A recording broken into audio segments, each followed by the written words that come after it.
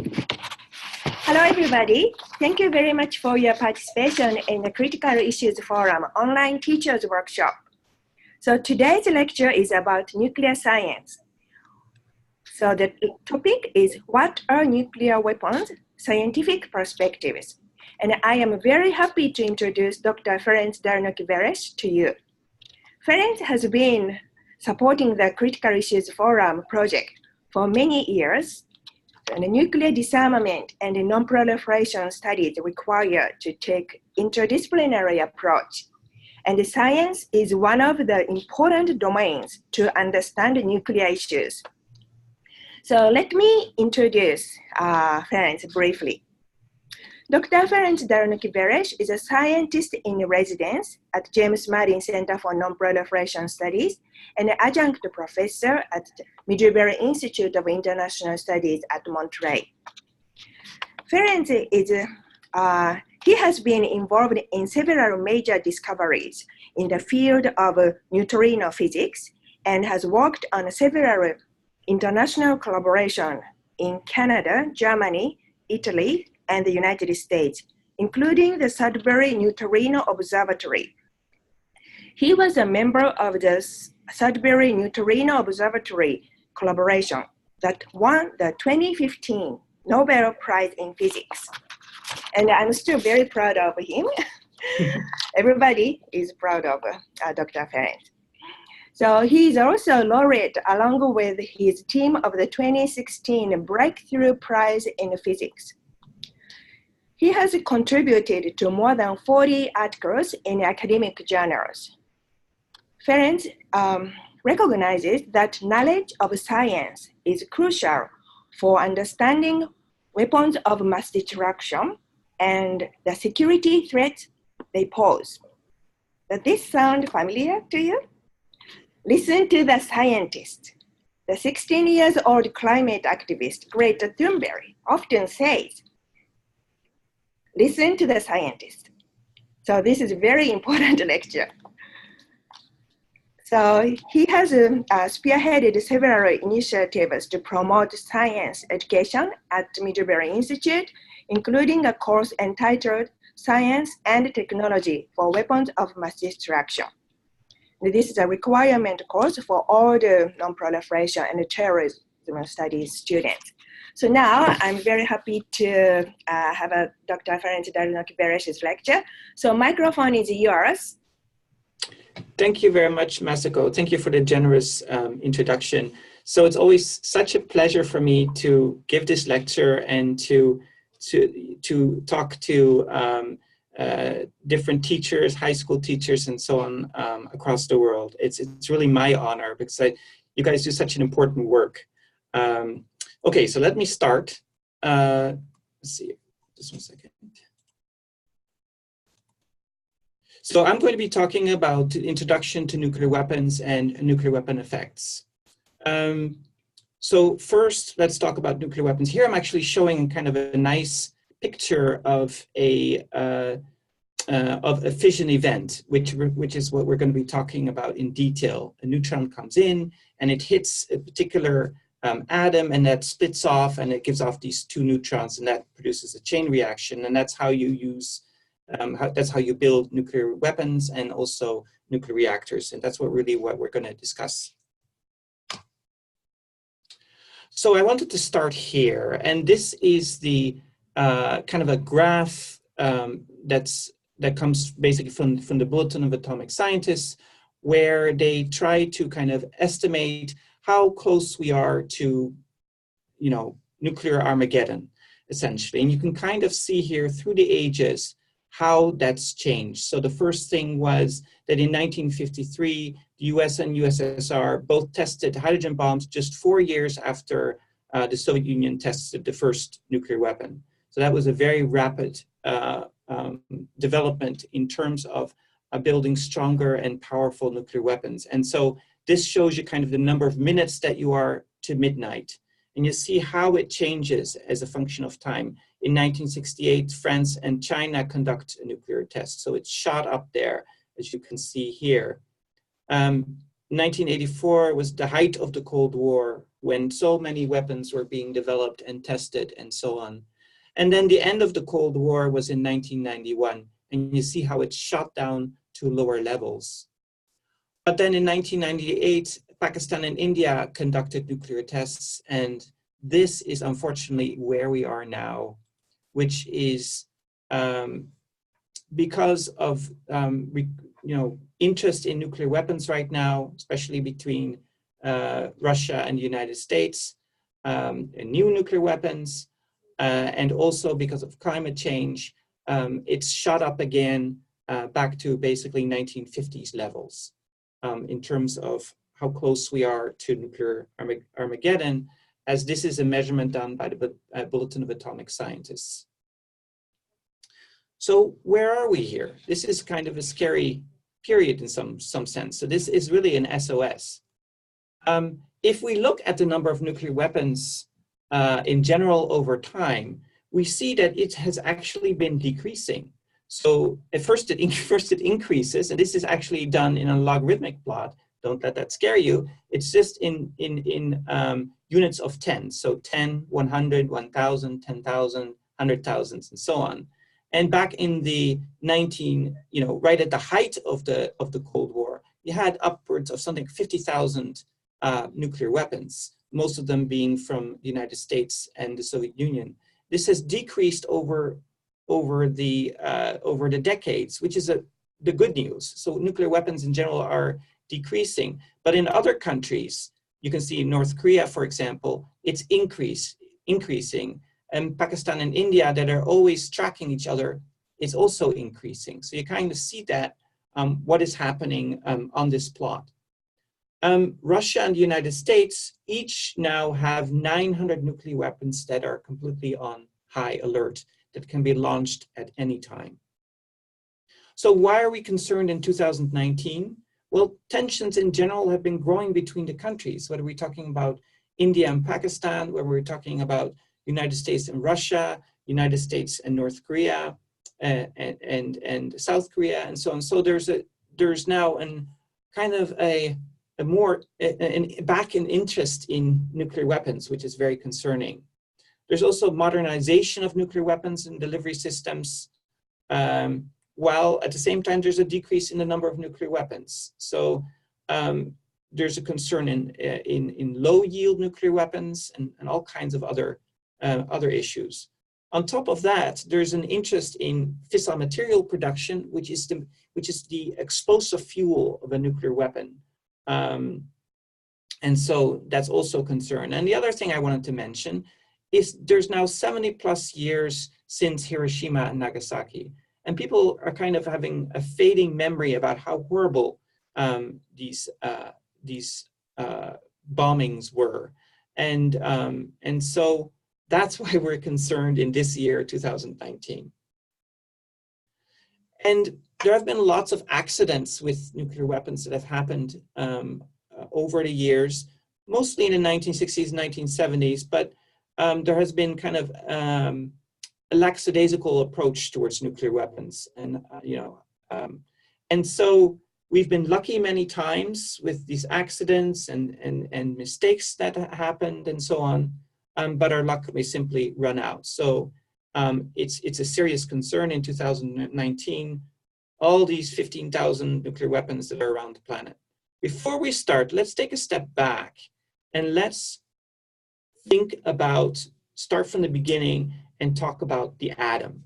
When we think about the modern view of the atom, it looks a little bit like this, where you have a positively charged nucleus, which of course has the protons and the neutrons, and then this negatively charged electron cloud that's surrounding it, a much less dense cloud and a hard dense center, as I say here. And chemistry is everything to do with the electrons, so everything to do with the part that's outside of the nucleus. Nuclear physics, what you're interested in, is everything to do with the nucleus, And if you think about coal burning and all the things, what's preventing me from falling through the chair right now, it's the bonds between the electrons and the nucleus and between the different molecules. And if we let that energy that's represented by these bonds represented by E-chem as just a number, then if we think about the protons and the neutrons, those are much more tightly bound.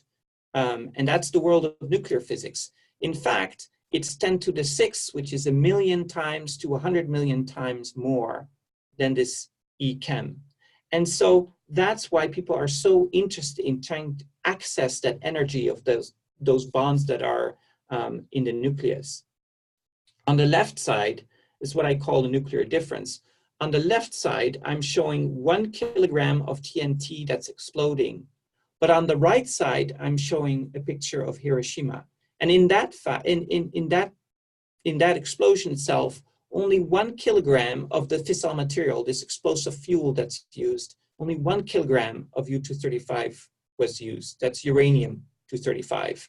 So on the left side is 1 kilogram of TNT, and on the right side is 1 kilogram of uranium. And you see what a huge difference it is in terms of the energy density and in the amount of yield that you get, explosive yield that you get. So on the left side is 1 kilogram TNT, and on the right side is 15,000 tons of TNT. And a ton is 1,000 kilograms, so it's 15 million kilograms of TNT. Hugely different energy range. So let's talk about the isotopes of an element. If I look at 2 different isotopes of uranium, and uranium itself is an element, it's a metal, it has 92 protons, and that's how you tag the element. But you have different isotopes of that element. So here on the left side, it's uranium-235 and uranium-238, and they'll all have a certain number of electrons, and that will be the same between the two.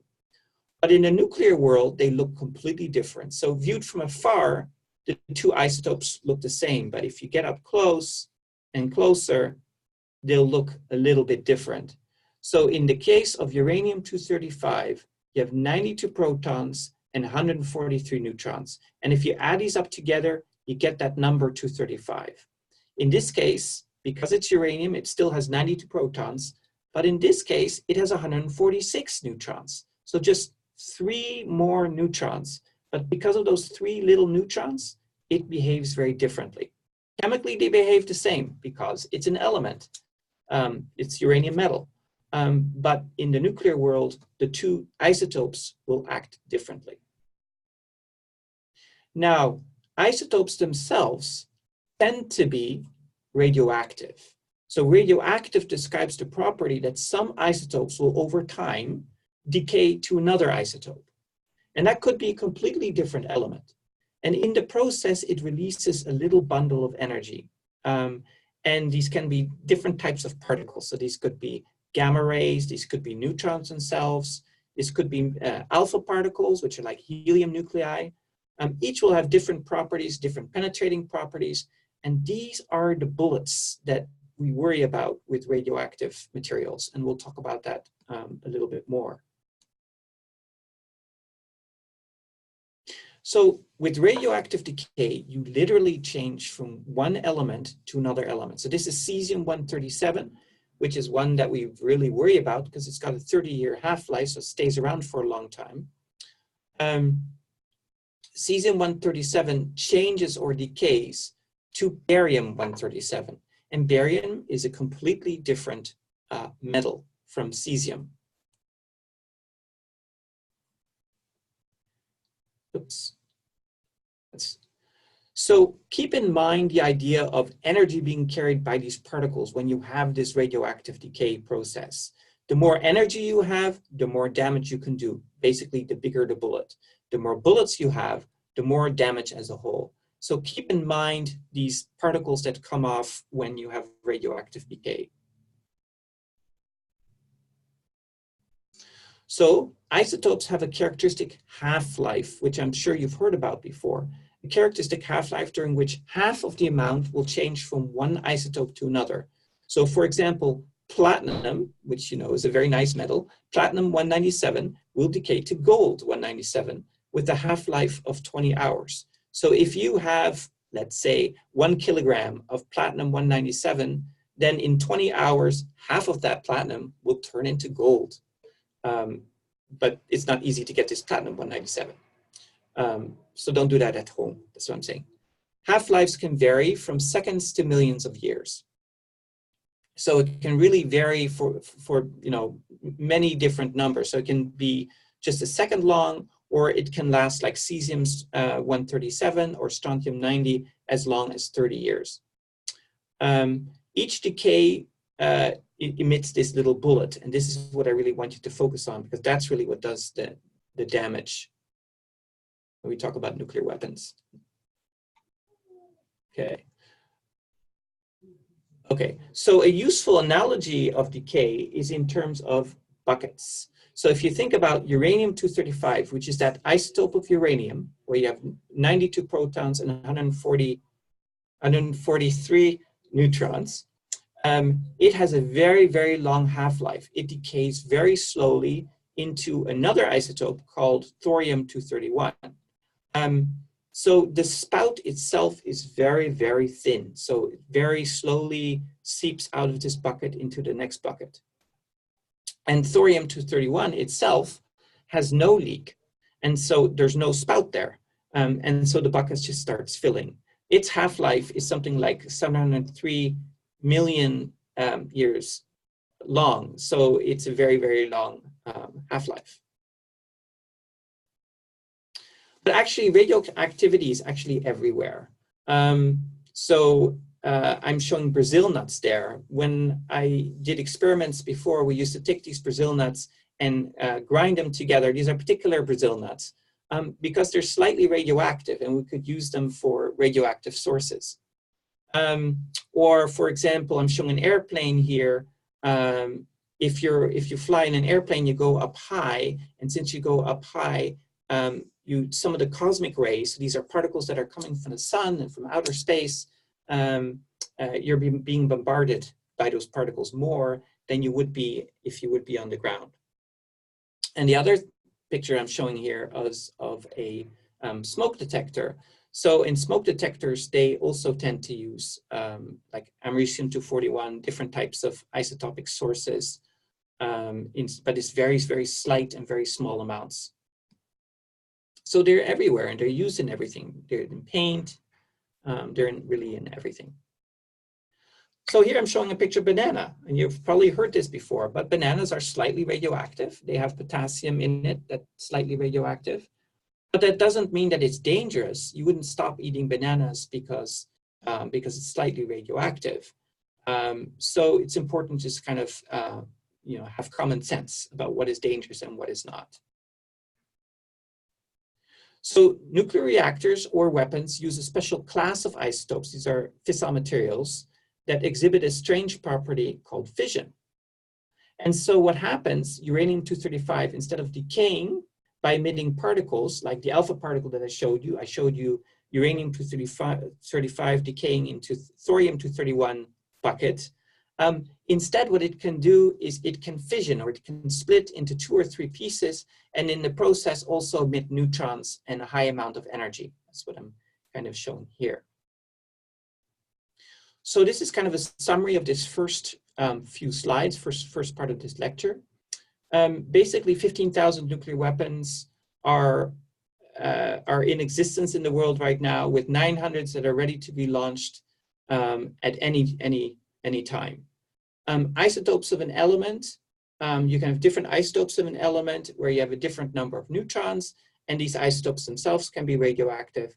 The particles that come off when these isotopes decay are like bullets, and these bullets can shoot off and do damage. And we'll talk about, when we talk about nuclear weapon effects, about that in much more detail. Fission is a huge source of energy that can be used for good or for bad, but this lecture really focuses more on the kind of the bad of these.